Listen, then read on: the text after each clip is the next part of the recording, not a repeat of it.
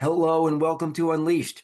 I'm your host, Will Bachman, and I'm delighted to be here today with Raman Julka, who is a former McKinsey partner, and he is the founder of ValueChaser.ai. Raman, welcome to the show. Thank you, Will. Appreciate you inviting me to your show. So I'm looking forward to hearing about ValueChaser.ai. I know that you're going to give me a bit of a demo of the tool. Listeners, you're listening, not looking, but if you go to ombrex.com, we'll have screenshots so you can see what I'm seeing. So Raman, why don't you start by just giving us kind of a high level overview of what the tool is about, and then maybe we can dive in. You can start giving me the tour. Yep. So ValueChaser.ai is a intelligence insights platform that basically short circuits the first 2 to 3 weeks of the work that any analyst does on a new engagement. The intention is that you can use AI in a structured, curated way to get the analytics and insights within 10 minutes. That would typically take an analyst 2 to 3 weeks Hmm. across different use cases. So super helpful for consulting teams, independent consultants who may not have analytics resources. Very helpful for PE operating partners with multiple portfolio companies, and helpful for small and medium businesses, CXOs, that are looking to analyze their businesses. Cool. Let's have you share your screen and then kind of give me a Yep. tour. Give me a tour of this thing. So I'm going to start with just the homepage so you can see what it basically, what the main value proposition is. And the idea here is that, look, every time you start any transformation or engagement or a use case, you've got to get your arms around the data. You've got to be able to analyze it and then get the insights to allow you to start doing the work and the engagement. The solution allows you to immediately get to that analytics output in 10 minutes. So if I go into products, you'll be able to see all the different products that are in the platform. Each of the products tends to be a use case. So company diagnostics is a use case that allows you to rapidly get insights into a company across the different functions based on just purely financials and 10Ks. We also build procurement insights that allow you to upload the procurement data, transactional spend data, and you can get category level insights within 10 to 12 minutes. The way this works is, behind this is very clear workflow that leverages multi-LLM models through APIs. It leverages curated knowledge that's been built with experts, and it combines the rigor and the structure of the outputs that you would expect from big consulting companies.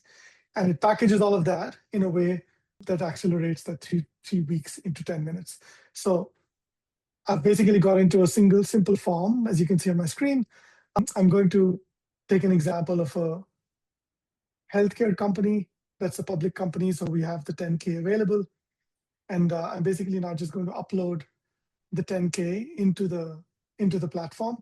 It's a combination of PDF and an Excel file, so it deals with Excels, PDFs, CSVs, different formats. And I just upload it, and then we wait for the data to be validated. So the All right. So, platform actually has an intake function that will allow you to see if the data is enough for the analysis. so you're uploading a 10K. Now, if you weren't uploading it, if it's a public company, will the tool be able to go and retrieve any kind of public filings from the SEC? So the main input is what you upload. Oh, But if it is a publicly listed company, it does go using the XRBL API and fetch additional information from the SEC. But the whole idea of making this deterministic was, we're controlling for the LLM to go and do its own thing and find its own data. We're actually making sure that there's specific information that's extracted from the data you upload as a user that becomes the backbone of the analysis. And everything else that the LLM generates is then calibrated against what you've uploaded. So we minimize hallucinations or noise. okay.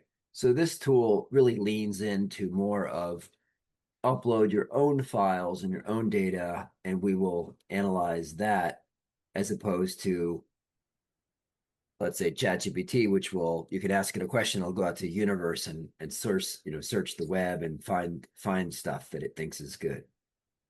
So yes, but also it's using three different sources of information to get you the output. Number one, absolutely you're right, the data that you upload.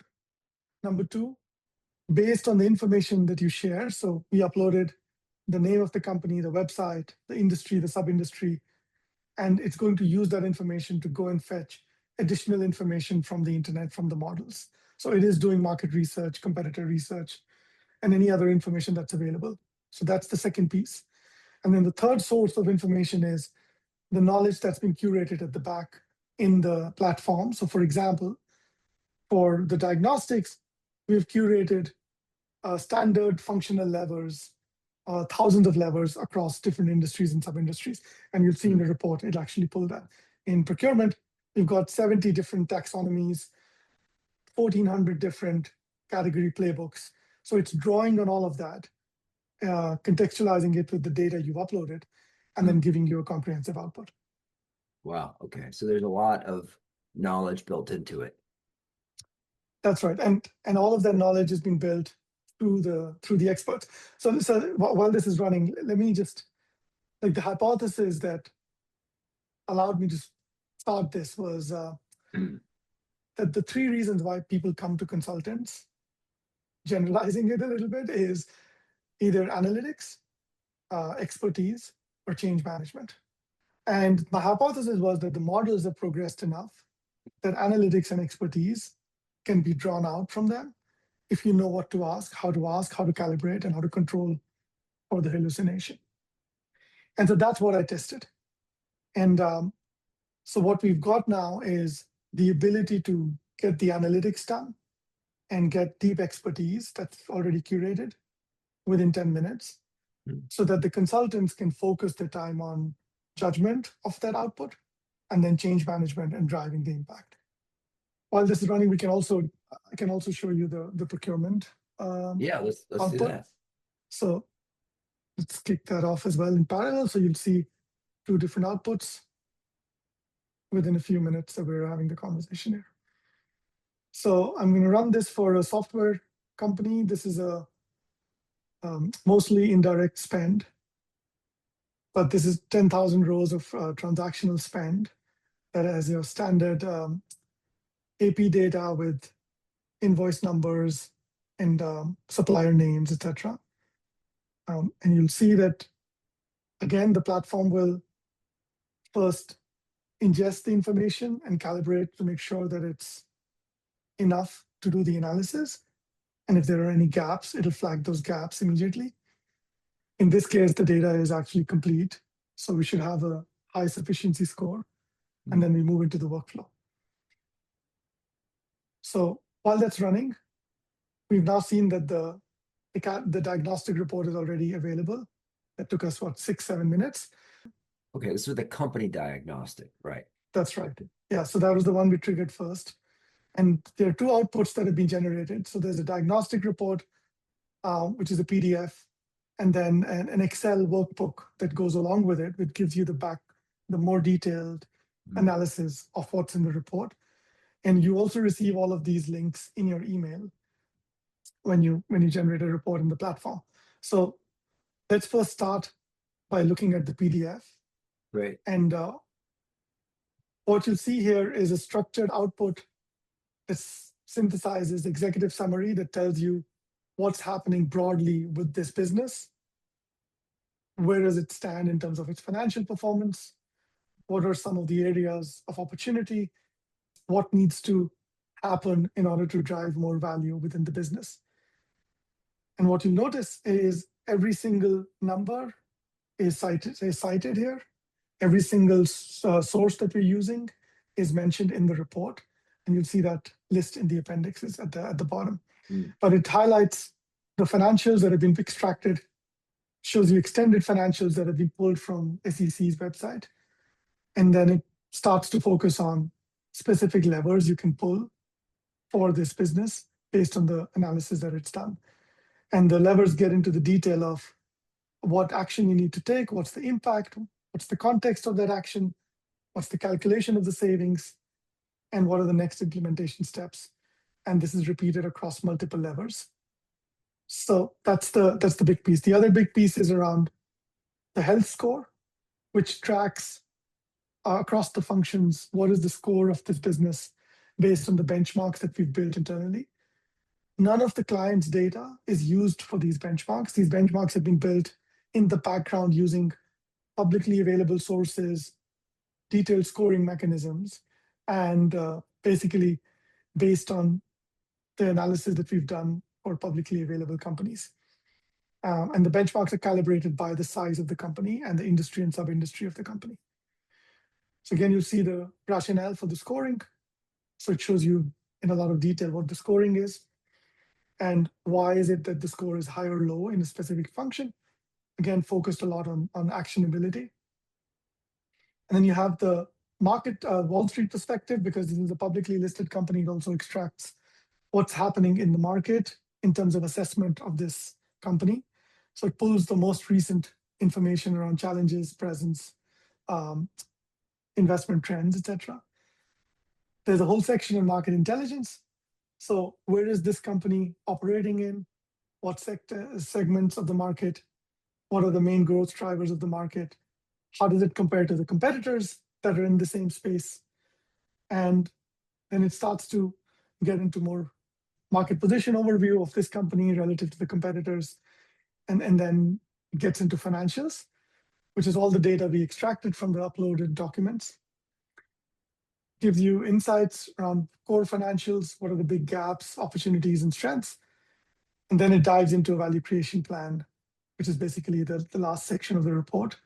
Again, super tactical, linked to everything that you saw in the report earlier. SWOT analysis, and then finally, appendices that shows you exactly where the data is coming from, what are the calculations that have been done, and the sources of the information. Now, that took us 6 minutes. The primary source for this was their financial statements, which you uploaded as an Excel file, and the 10K, right? That's right. And it wasn't really searching the news or searching other things. So that whole output was based on the 10K and the financials. In a sort of real world use case, would you expect that the business analyst would be uploading like many more documents than that, or would that be pretty typical to just go with the 10K?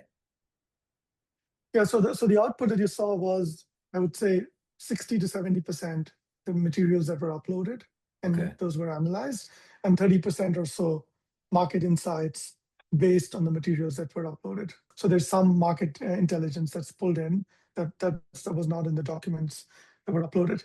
And then to your second question, yes, so at a minimum, you'd expect the analyst to upload financials. But if you have strategy documents around board meetings, board minutes that outline some direction of the strategy, all of those materials can be uploaded. The platform actually takes all of that and basically combines it to generate the insights and the recommendations. The second output that accompanies the PDF is an Excel file, which has the more detailed numbers and the rationale of all the calculations. So you'll see the margin analysis, the ratio analysis, the balance sheet numbers, the benchmarks in a bit more detail on the competitive positioning of this business, and then much more detail on the value creation opportunities with math around the savings that were shown in the report, and then additional information on scorings, etc. So the whole idea of this is deterministic. So if I ran this 10 times, you'll get output that looks 95% similar to this. Number two, it's transparent and auditable. So every number in the report and every calculation is traced back in the Excel and in the report, and you'll know exactly where it came from. And then three, it's leveraging market, the data you uploaded, and the knowledge. So that's, I think we may have our procurement ready as well. So you Go were a ahead. partner at McKinsey.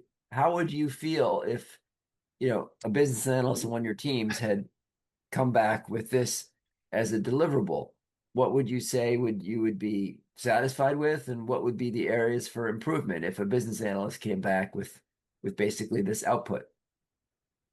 Great question. So if you had asked me this question 2 months ago, I'd say that I would be very skeptical of the output, and I would have to verify everything that was in the report.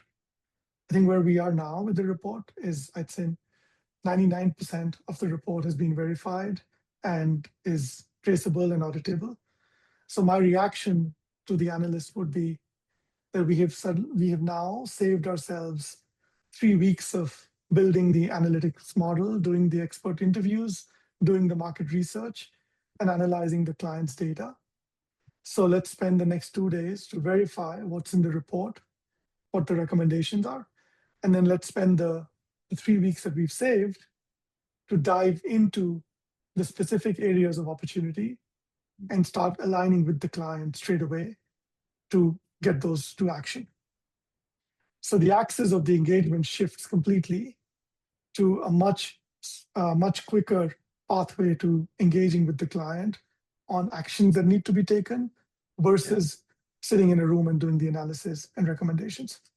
Yeah.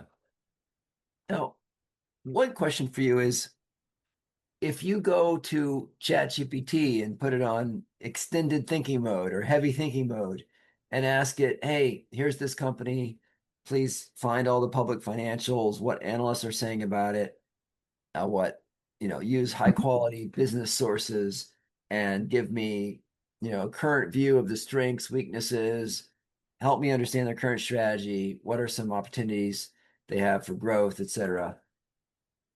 It'll be pretty good, right? It's not terrible. Yep. It's pretty good.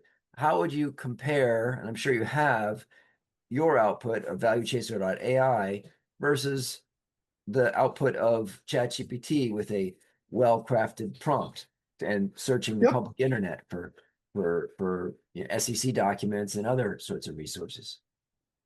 Yeah, so I'd answer it in 3 different ways. There are 3 big differences to doing that versus using Value Chaser. One is when you use GPT, it's using all the models are stochastic, probabilistic. So every time you're asking that question and you ask that question 5 times, you'll get 5 different answers. They might not be all inaccurate. They could be partially inaccurate. You'll have to figure out what is truth and what is not. And no matter how much you calibrate to prevent hallucination, you still have to make sure that there isn't any made up numbers. So you'll get inconsistent answers every time you run the report directly into any model. So that's number one. So we control for that because it's deterministic at the back. It's not just probabilistic. That's number one. The second big difference is each model has its own strength. And so when you're going to GPT, you're only leveraging what GPT is good at. So specifically, Perplexity is very good at market research because it has access to the latest websites and data sets. GPT is very good at analytics and thinking. Gemini is very good at large data set analysis. So we use Gemini for procurement. And Claude is very good at narration and reporting. So a lot of our reporting and synthesis of the recommendations is done through Claude. So if you use one model, you only get one model's output. In this case, you actually have all the models strung together. You get best of everything. So that's number two. And the third is data security. So by default, when you use a GPT or a Claude on your desktop or on the web, you're actually contributing to the model learning unless you turn that feature off. Most people don't Yeah, do but that. if you have a business account, you would. Yes, if you have a business account and you're using APIs like we are doing, then by default, your data is not going into training, so it's a little bit more secure. I see. So those are All the right. reasons, differences. All right. Cool. Well, let's look at the procurement report. Yep. So the same thing. Procurement comes with 3 outputs. So you have the PDF report that focuses much deeper on the procurement function and the data analysis. You have an Excel file that goes with it with different tabs than what you saw in the diagnostics. And then you have a CSV file that lists every single transaction that you uploaded with existing categorization and the new categorization and the basis of the categorization. So I'll show that in a second. But what procurement is done is it's categorized the spend to a industry specific taxonomy.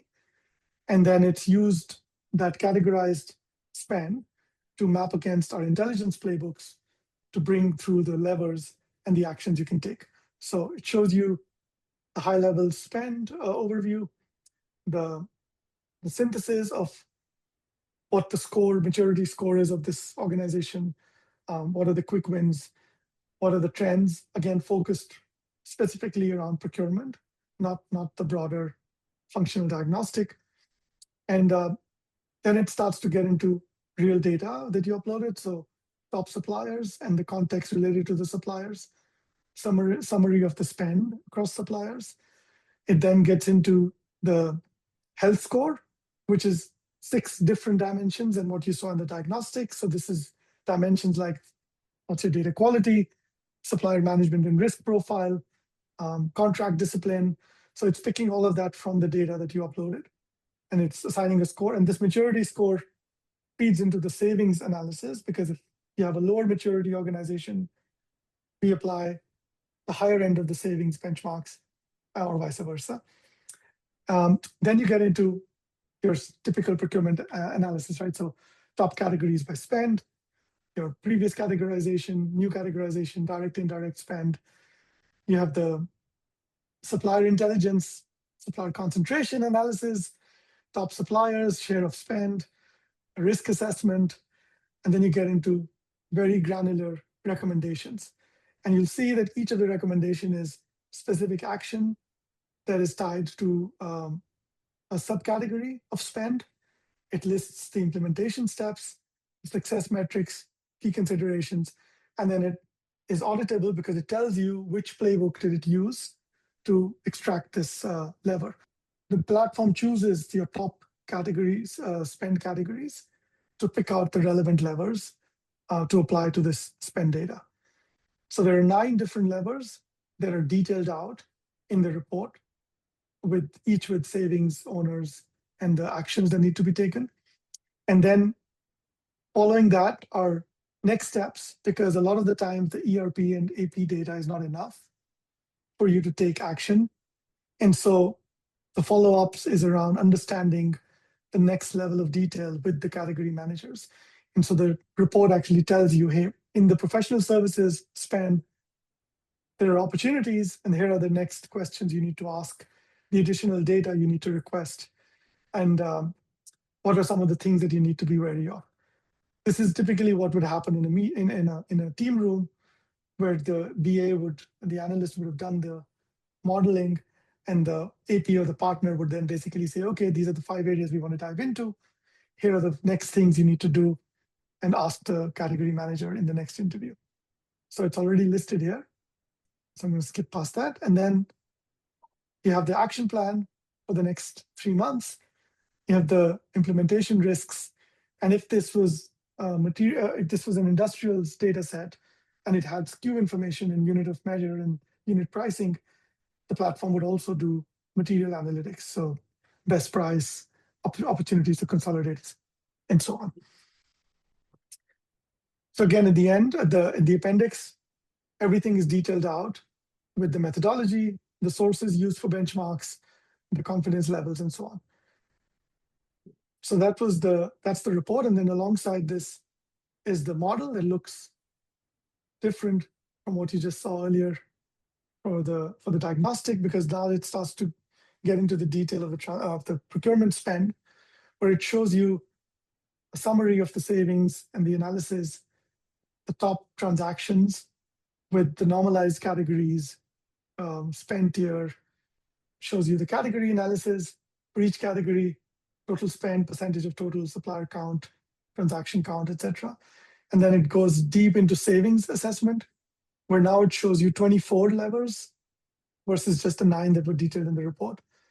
And each of these has a methodology of the savings opportunity, the calculation logic, and description of the actions you need to take.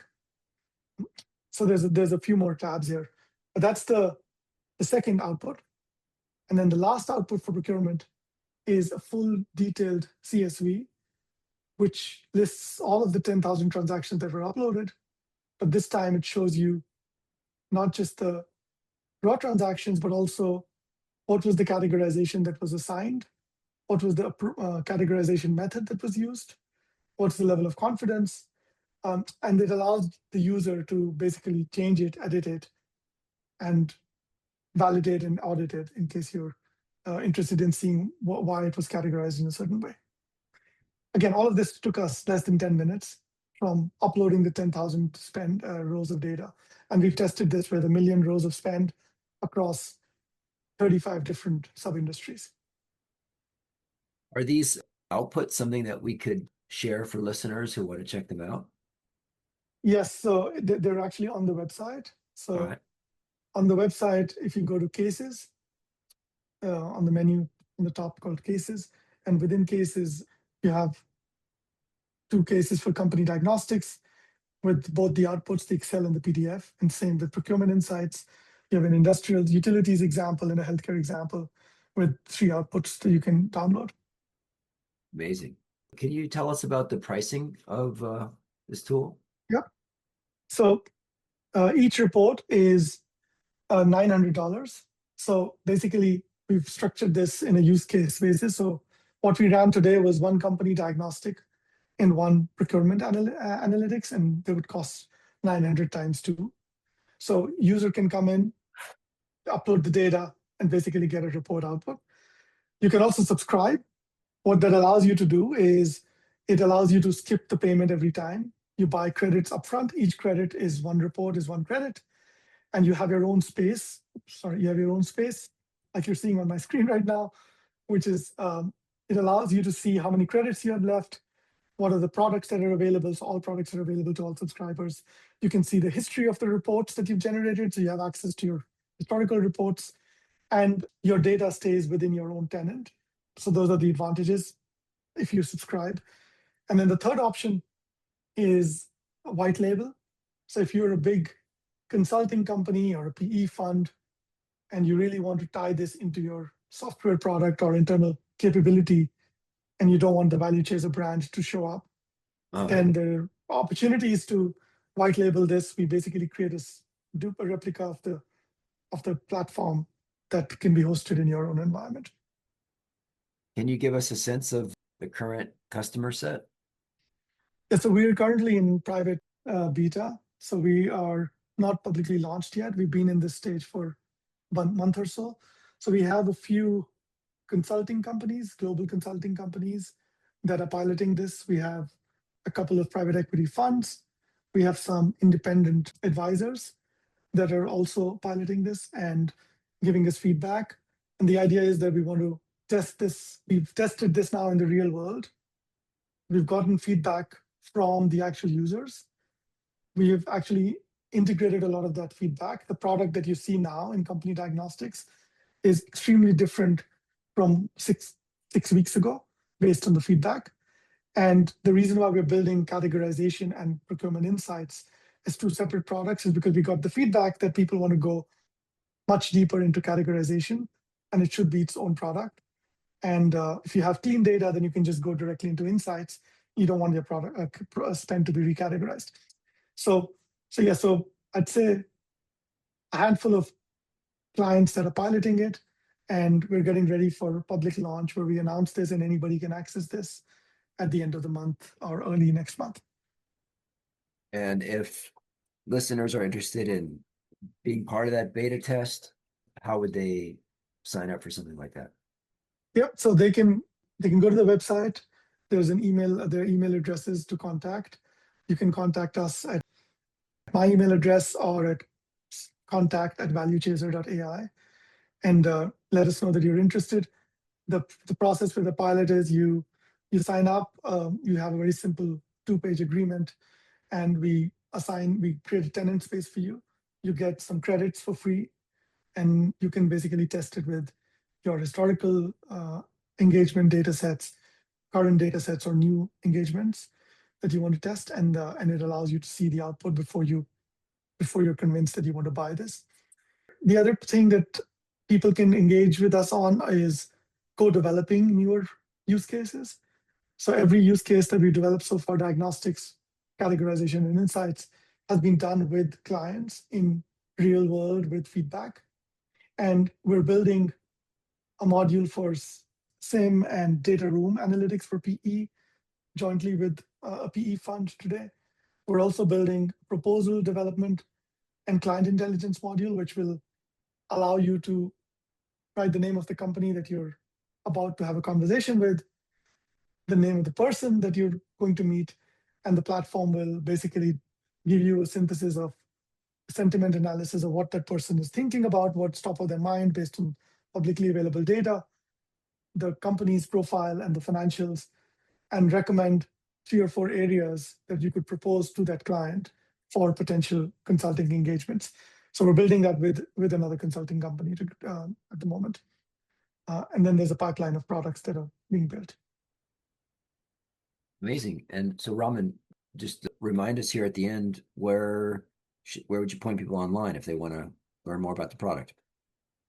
Yeah, so you can just go to www.ValueChaser, ValueChaser.ai, and everything's on that website. Pricing, what modules are available, the details of each module, what do you have to upload. You can also run a pilot for free. So if you're not signed in as a subscriber, you can actually run a free pilot. It gives you a redacted report so you can see before you actually pay for it. And yeah, and it has blogs and cases and details of what's coming next. Amazing. Raman, thanks for joining today. Thank you, Will. Appreciate it.